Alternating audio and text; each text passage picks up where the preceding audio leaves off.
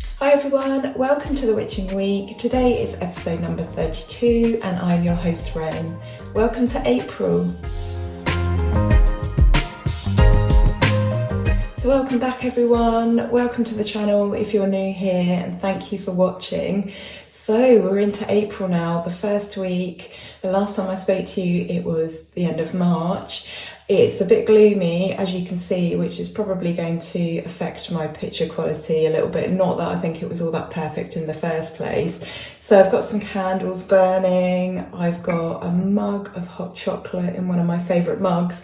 Actually, this is like a left-hander's mug because if you hold it in your left hand, you've got the image. But I'm actually right-handed, so when I use this mug then no one else can see, but I guess I can see the words. It says, by the Wiccan law ye must, in perfect love and perfect trust, and then it just goes on. So yeah, today I am burning some angel style Zamzam incense. We've spoken about this before. It smells of the perfume Angel, which is why it's called angel style. And the thing I like about this is it comes with really long sticks, so it's perfect for the witching week. It just burns through. I don't have to worry about changing it while we're chatting. So yeah, what have you guys all been up to? We've had some really nice weather this week. We've had a couple of sunny days. So I managed to get it wasn't my first ever load of washing. I did put some out earlier on in February or March when we had a little window, but it was the first load of washing that I could put out and leave out and it dried completely. So it was the first in that respect. So that was really nice. My husband's been doing some DIY. Our doors are swollen where the rain just lashes against them, and because they're wooden, and they're really old, they just expand. So he has been sanding down doors, repainting old iron metalwork and just doing that this week, so that's been really nice. And then in true British fashion we had a barbecue. So talk about going from winter to summer in one photo or one video. It's just incredible, like how we can have snow one week and then the next week we're actually sat outside having some food. There was actually a reason for this. It's not that we're really naff, although is it naff? I think it's just like making use of the good weather, but there was a reason. So he'd cooked some steak the day before and it just spits oil everywhere, absolutely everywhere, and we'd both together given the kitchen a really good sort of scrub out and a clean, and there was still some left. So I said to him, you know, if you want it, maybe you should cook it outside because it's a lovely day. So that was our excuse and we're sticking to it. But yeah, if my neighbours are watching this, because I know there are a couple of people that live nearby that watch my videos and follow my content, if you could smell a barbecue, that was us. So we're sorry about that, but we think you were out enjoying the sun too by all accounts. So what have I done this week? What have you guys done this week? I would love to hear what you've all been up to. Have you had the good weather as well? I know you're all dotted around the globe, so you'll all have different answers for that. But yeah, what have you been up to and how are your Beltane celebrations coming on? How's your planning going? So I don't know if you watched my witch vlog video earlier on in the week about a witch's handbag. So I thought I would do this. I thought it would be a bit of light-hearted fun because I did a reel on Instagram some months ago and it was me just showing the contents of my handbag and my purse. I know some of you guys call a handbag a purse, but we call a purse what we actually put our money in. So you put your purse in your handbag. But I showed everyone what I carry and I said I was missing an oak ghoul. So I thought I'd go and find one. And they're quite easy for me to find in our town. There's a couple of places where I know that they often form on the trees. So this is what's known as a marble oak ghoul. And they form when a tiny little wasp called Androcus calari, the female wasp, plants her eggs in the buds of the oak tree. And then as the larvae develop and grow, they give off a chemical, and this chemical produces this oak ghoul. And then eventually the little wasp leaves by flying out of this tiny hole. I don't know if you can see that, hopefully you can. And these oak galls tend to form on immature specimens or specimens that are not very well in some ways. So I have 2 or 3 oak trees in the local park and they're all very young. So it's really easy for me to find these. There's also some nearby at Rutland Water, and that is a collection of older trees that are all quite sort of squished in together, and there must be some sort of issue perhaps with those trees because there are always tons of these on the floor, and you can just pick them right off of the branch as well, and apparently that is supposed to help the tree if you remove these. But I think, to be honest, this is a small one, but I think by the time they've got quite big, it's probably neither here nor there because, you know, the wasp has already done its thing. I don't think it harms the tree necessarily. I don't think it does it any harm. And like I said, I think it's sort of immature or trees that are not very well anyway. So that is one of nature's just marvels, and these were used to make ink. So there is such a thing as oak gall ink. So in medieval times, these were used to create ink because they're high in tannins, so they can be used for dyeing things as well. And I know some people actually create their own oak gall ink to write their grimoire with or in. So if you go online, you can actually find recipes of how to create that, which I think is fascinating. I've never done it myself. And for me, these represent, because they're part of an oak tree, they represent strength, and they represent my town as well because it has the word oak in it. So I like to carry one of these, and they're quite sort of tactile. You know, if you're stressed, you can just sort of like roll it around in your fingers. But these used to be used for divination, apparently. So an oak gall would be placed in a pail of water or a bowl of water under a child's cradle or cot. And if the oak gall floated, the child was safe from being bewitched. That's what they were looking to find out, whether the child had been bewitched. And if the oak gall sank, then the child had been bewitched. And I don't know what the next steps would be there, obviously prayers and all sorts of things. So, but there is actually a day in the UK called Oak Apple Day, and this is May the 29th. It's also known as Restoration Day, and it celebrates the restoration of the Stuart monarchy back in 1660. So this is a very, very old day, very old custom. I believe that Oak Apple Day is still celebrated in a few like towns or little villages in the UK. I've never heard of it around here. Actually, no, that's not true. I think near here there are some old customs and things that happen on that day, but it's not hugely within the public consciousness. I think it's people like myself, you know, and you guys, people that are into folklore and keeping old customs alive, that will have heard of it. So yeah, so they're also called oak apples, hence Oak Apple Day. So yeah, have a read about oak galls. They're the most fascinating thing, and honestly I could probably talk all day about them, and I just can't resist them. If we see them out and about, we see them on the forest floor, I just have to pick them up. And you could string a load of these together. You could make some sort of pagan rosary in which to sort of meditate or pray upon. You could make a necklace out of these, and the very fact that it's got a little hole where the wasp has come out, you've got an easy point there in which to drill through. So if you're careful, if you use something like a Dremel, it would be really easy to create a bead out of that without breaking it, and that would actually be really nice. So that is my next goal, I think, is to create a necklace out of oak galls. So what else has been going on this week? Oh yeah, I popped into the Works. So obviously this is a shop in England, so I don't think they're international, so I'm sorry if you're watching from afar, but you probably still be able to get these books because they're just general books. But I popped in there, and I'm sure many of you are aware, but they always have witchcraft books in there. So they always have the usual like kids books, they'll have a selection of cooking books, they'll have some adult fiction, maybe a little bit of teen fiction, but for some reason they always have witchcraft books in there, always. And I bought 2, The Little Book of Moon Magic and The Little Book of Practical Magic, and they are by Sarah Bartlett, and these are brilliant. They've got so many sort of like magical correspondences and things in them. So this one, All About the Moon, is really comprehensive, and it's got a list of lunar correspondences, so flowers and plants, herbs, spices, essential oils.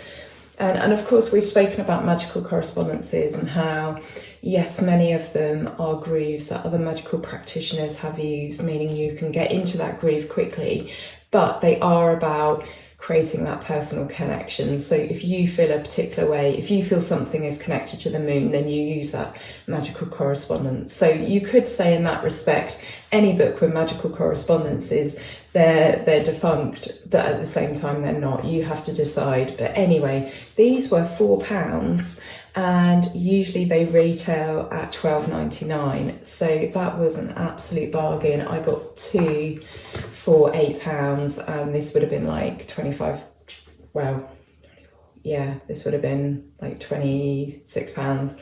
God, my brain's not working today. So yeah, and they have books online as well. They usually have sort of a selection online, and it changes, and I don't know why it is that they sell these discounted. I don't know if it's just where people sort of over order them and so the works buy them and then sell them cheaply. I have not got a clue how this works, but there is usually a range, and so yeah, check out the works. You can often find videos again, my brain, books. You can often find books in there for under £5, so that is absolutely brilliant. So talking of books, I'm reading this one at the moment, Honouring Your Ancestors, and I did talk about this book in my video on my witchcraft book haul, not the Avebury one, the one that was purely on books. And I'm coming up for halfway through, and I'm really enjoying it, and it's by Mallory Valdois. I'm sorry if I've pronounced that wrong, Mallory Valdois.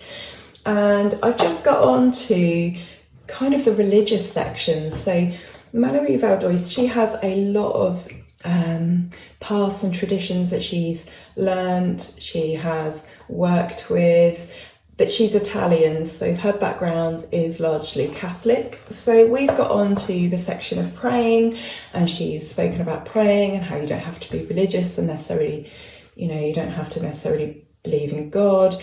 And she's just going into praying and how we relate this to ancestor veneration and things like that.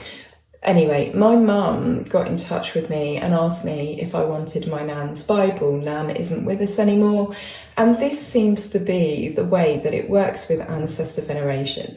It's a little bit like when you decide that you are going to honour and worship and form a relationship with deity. Once you do that, little things start to pop up. You'll start to see that deity around and mentioned, or things that are closely related to that deity, and you do your research and you find these magical connections, and then they start to show themselves. So it was really, really funny that, I started to think about ancestor veneration, and around this time that I ordered this book, I started seeing blue tractors everywhere. Now you might argue, I live rurally, yes, tractors are not a rare thing. However, I wouldn't say that I've seen lots of blue tractors the whole time I've been here. It has just been in the last couple of months where I've just, been thinking about my grandmother.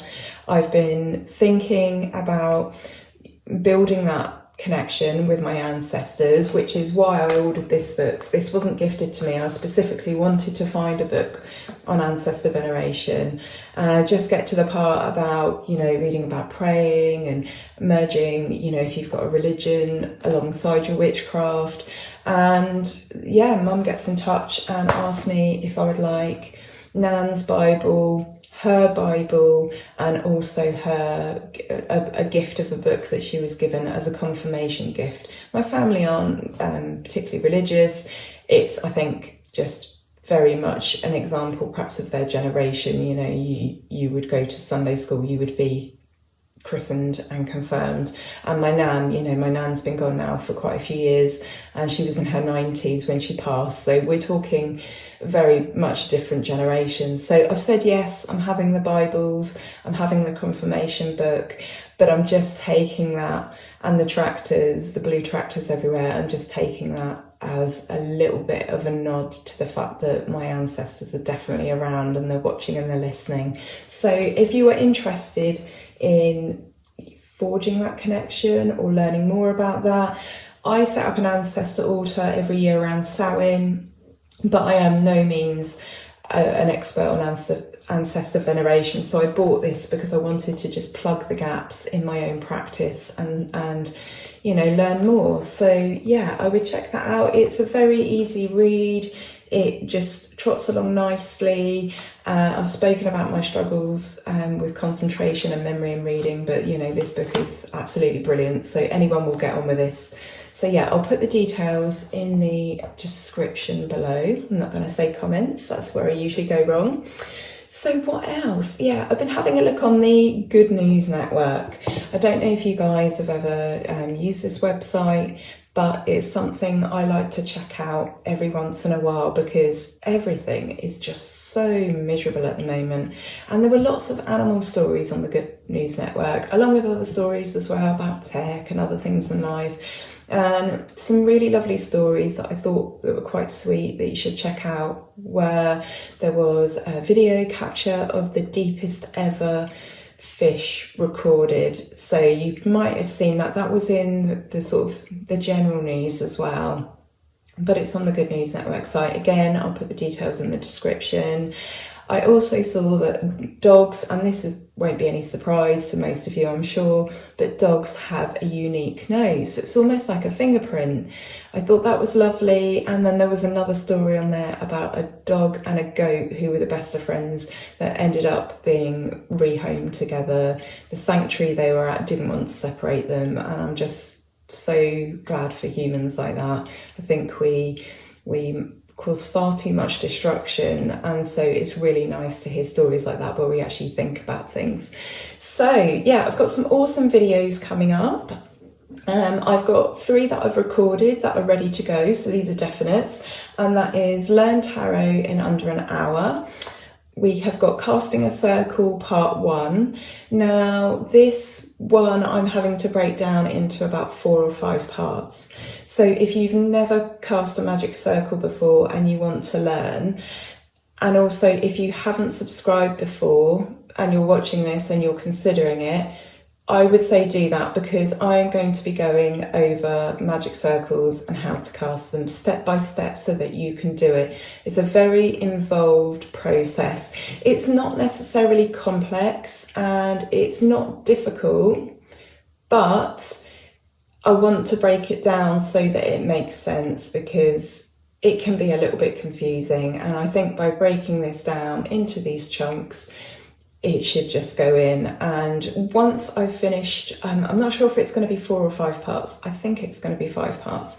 Once they're finished, I would say just keep watching the videos and then practice casting a circle, practice the first part, practice the second part, just keep doing it over and over and over again until it becomes second nature.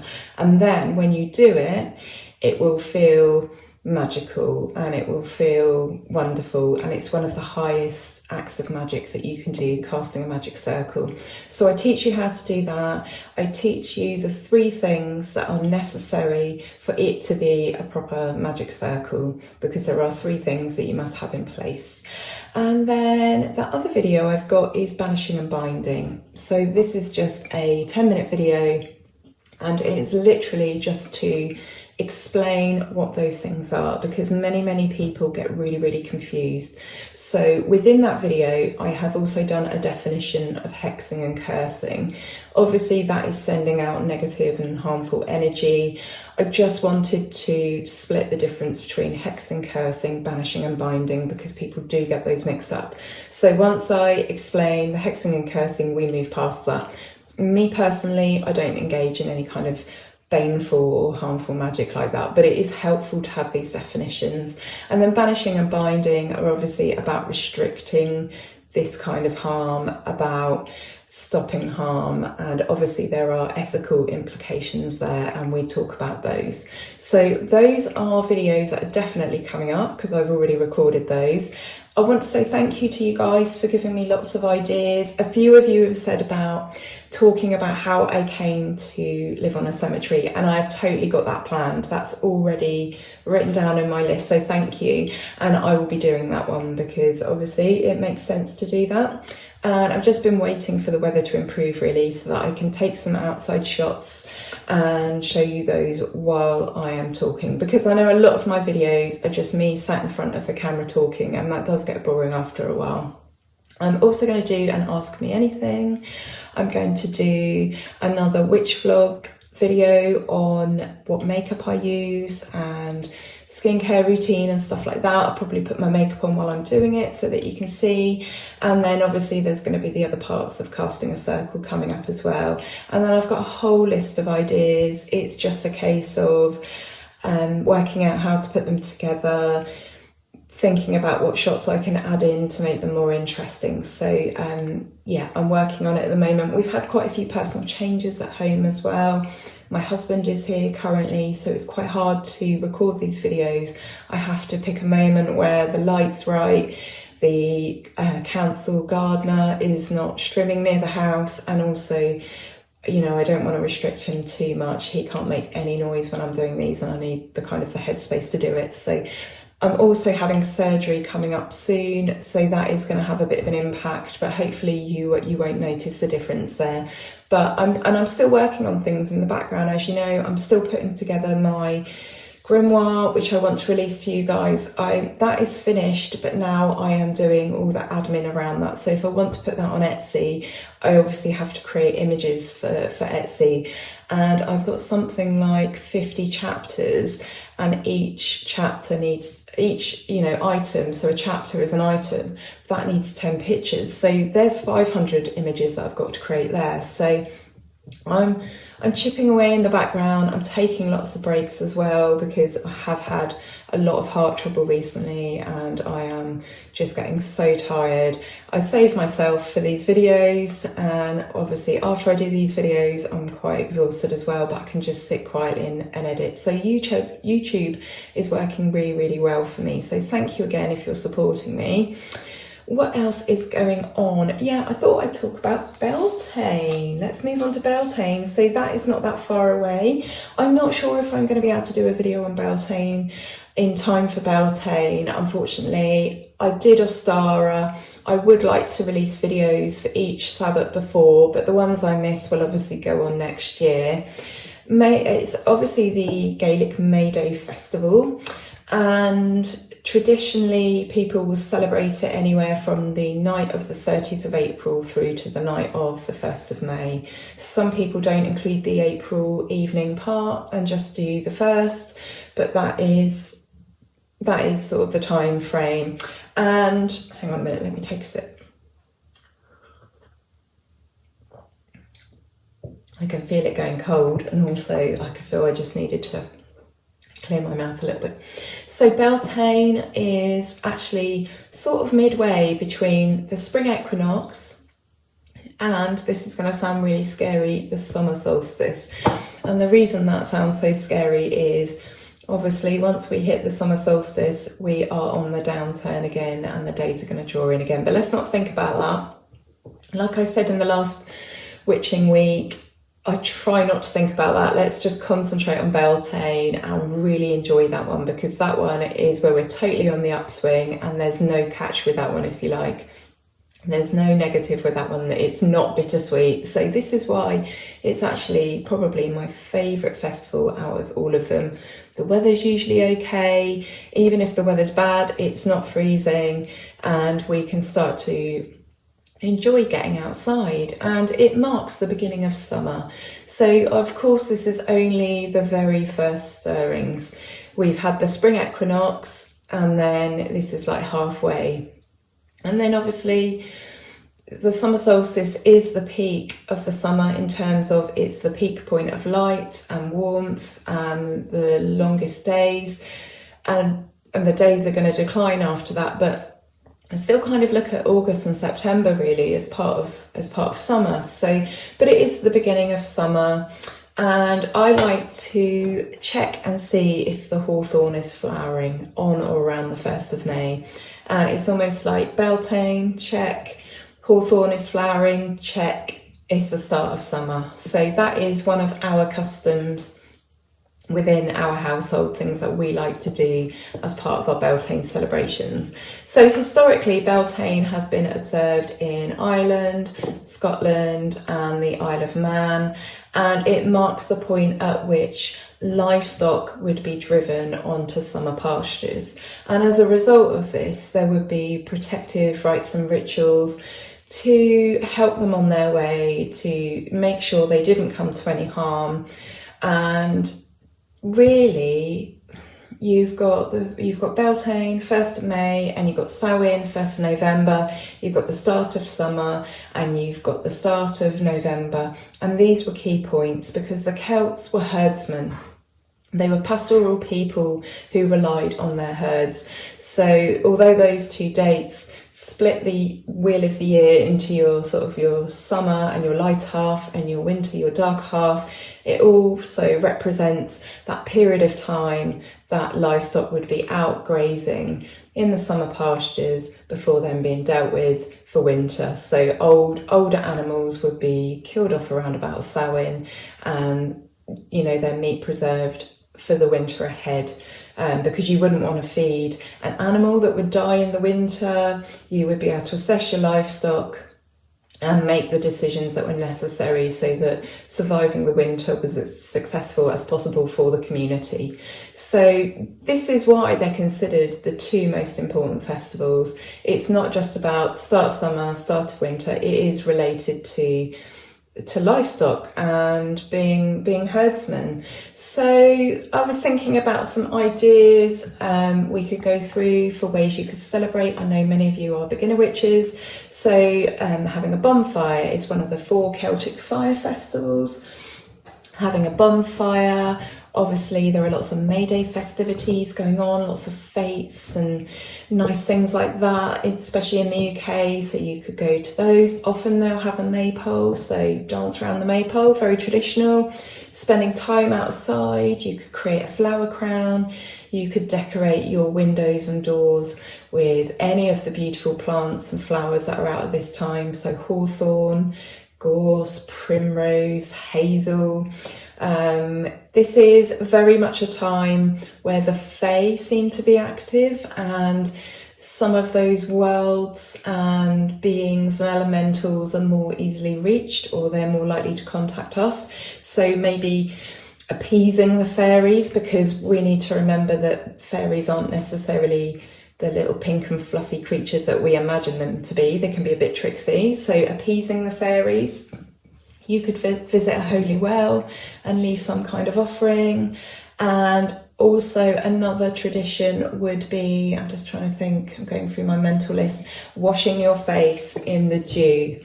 So getting up for sunrise and washing your face in the dew of Beltane mornings. So people would say that this would keep people looking young, maidens, women in particular. I'm not sure how I feel about that one. It's a lovely idea and I might well do it myself this Beltane, but in terms of like always looking young, for me, getting older is natural and part of the cycle of life, so we won't worry about that too much, if it doesn't work. So there's some ideas. Let me know, what are you guys up to for this year? I would love to hear. I was hoping to gather some of my friends for a Beltane celebration, but my best friend is a policewoman, so she is unable to work it. She's unable to do it. She's working this year, but I might get to do that maybe sometime after Beltane. It's lovely, obviously, to celebrate on the day and exactly at that time, but you have to remember this is a wheel, and so with each passing day we're going through that wheel, and these times that we celebrate, you know, like Beltane, the energy of Beltane, it doesn't begin on the 1st of May or the 30th of April and then end on the 1st of May. You know, you can celebrate for a week if you want. That's okay. That's okay. That's what us pagans do. We string out our merrymaking and our activities for as long as possible, and why not? So I think it's time we do some cards now. I have whittled on for ages. It's got a bit lighter in here now. That cozy feeling is sort of diminishing, but I think I'm going to keep the candles burning for the day because, yeah, they're really giving me life. So let's do some cards. Quite a few of you are feeding back and saying that your card readings are matching mine. So I'm wondering if we're starting to become connected. We're starting to become linked, our little community. And I'm really glad if you are getting a message from this. Not everyone will, you know, you can't possibly do an energy reading for, you know, however many hundred people watch the video and it be meant for everyone. But the point is with the tarot is it's not about fortune telling, is it, so much? It's about thinking about the human condition and how we react to things, and how, if things come up, we could respond to them. It's about thinking about how we go about things. And it's just about being alert to the energy of the week ahead. You know, if this happens, then maybe you should consider this as advice. Woo! Right, we've got one that has jumped out. Okay, so intuitively, I've decided to pick 4 cards today. So right at the beginning of the witching week, I used to pick out 5 cards every week without fail. And then after a while, I thought, well, this isn't very intuitive and this isn't really how you would read cards. But I was just getting back into the flow of it, and I decided that it would make sense, even with a set format like this, something we do every week. It doesn't mean that the tarot has to be a set format. So I've just picked out 4 cards, sometimes 3, sometimes it's 5. What I'm going to do today is use 4 cards, but I'm going to use what I call the residual card, which is the one at the bottom of the pack, and that will be an overall finishing message to add to these. And I could have picked a 5th card out at random like I did these, but sometimes I like to just take it from the bottom of the deck. I feel like it has a slightly different meaning. So if I picked out one from within the deck, it would be part of this message. However, I feel like this is the message, and then the residual card is just extra to add to that. It's different, it is separate. There is an ever so slight difference, but it works, so trust me.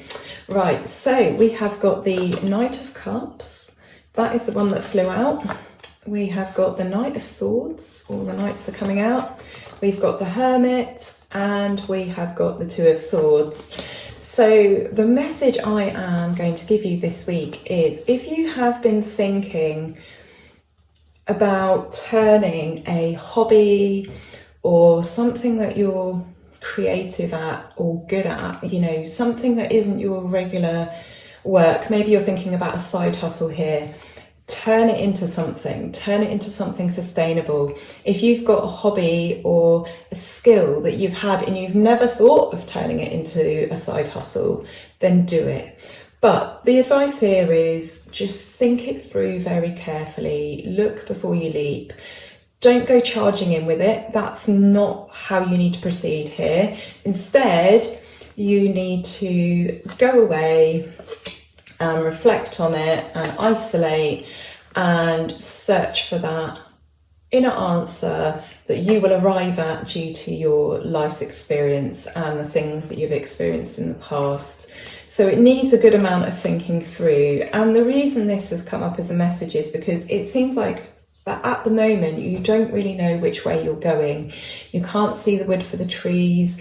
You don't know which way to turn. You feel like you've been blindfolded, and you need to unite your head and your heart when you're making this decision, and you need to not avoid doing this. It might be that you're not enjoying your work life at the moment, and it's not occurred to you until this moment that maybe there is something else that you're actually passionate about that you could turn into a career. And they say that, don't they? They say take something that you absolutely love and you're passionate about, and actually you can grow something out of that, and that will be probably more successful than something that you've just fallen into quite by accident. So if you have been thinking of turning a hobby or an interest, and it could be something completely zany, it could be like deciding you're going to be a professional witch, for example, which is what I'm working towards. The message is, yes, turn it into something sustainable, work hard at it, you can do it, but you're going to need to think this through carefully. And to do that, you need no distractions. You need to take yourself off, you need to weigh it all up, you need to maybe write some lists, some, for, against. You need to think about your experiences in the past. Maybe you've attempted this in the past. Maybe you're feeling financially stuck, and so you need to turn a bit of a hobby into a side hustle. And maybe you're just sick of your work life where you're at, or your career, and you want to do something different. But the message is very much think it through very carefully. Don't take action until you have a clear plan in mind and you've really thought it through, because it might even be that this has come up as something for you to look at, but it still might not be the right decision. It still might not be the right thing. You might go through this process, you might take yourself off, be a hermit for a couple of weeks in terms of just keeping it to yourself, working on it, not telling anyone. You can interpret these cards in many, many ways, but it might not be the right thing at the end of the day. Once you've united your head and your heart and you've made the decision, it might be that it's not right for you. Who knows? This will be individual to you guys. And then the residual card is the Knight of Wands. So there's me saying, it might not necessarily be right for you. This I call the Indiana Jones card, and he is be bold, be courageous, go for it. So I think the Knight of Swords here is just saying, be careful, think of, just be a bit wary, but actually the Knight of Wands is saying, no, still go for it. So take that time out, consider it all, think it all through, use your heart, use your head, but perhaps it's time for your journey to go somewhere slightly different, maybe down a slightly more creative path. So there we go. We always have surprises from the tarot. My deck's very good at saying, shut up, you don't know what you're talking about, consult me, I do. So there we have it. So I'm wishing you a really, really wonderful week. I'll put the things that we've discussed down in the description. Check out my videos that are coming up. Learn the Tarot in under an hour is like 57 minutes long. So if you're new to tarot, that's well worth a watch. I take you through each card step by step. Of course, that does not mean that, that's tarot learning done. Tarot deserves time, commitment, study, skill, patience. But if you want to learn the tarot and you're not really sure where to start, I do go through each of the 78 cards and just give you their basic meaning and their basic energy, and that will just give you a foundation for you to then move on and maybe get stuck into that.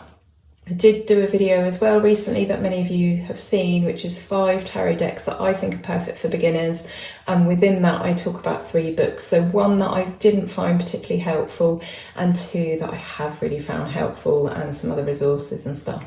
So have a watch of that if you haven't already. Thank you so much for being here. I do really, really appreciate it. It's really nice that I'm just not just talking into the void here, that there are people on the other end that are listening. And thank you so much for leaving your comments. Quite a few of them get put into the held for review box. I do check that regularly, and there'll be like none in there for like months. And then I forget about it, and then I'll have a look, and then there's like 20 messages. So if I'm really, really late in responding to your message, but I've responded to other people or newer messages of yours, it's likely that that one has been put in the held for review box, and then, I've published it and then I've responded. So I'm sorry about that. That seems to happen kind of fairly regularly. It's really frustrating. And then there's like, depending on whether you're on a laptop, your phone, your iPad, the YouTube app is just like displayed differently, so I've got like comments everywhere. So yeah, I'm trying my best to stay on top of those, but thank you for leaving them. Thank you for talking to each other as well. That's really lovely. I've started to notice some of you are chatting amongst yourselves, which is wonderful. This is a community. And yeah, I'm just sending you so much love for the week ahead. So have a great week, have a lovely weekend, and I'll be back next Friday with another witching week. Okay, take care for now. Lots of love. Goodbye.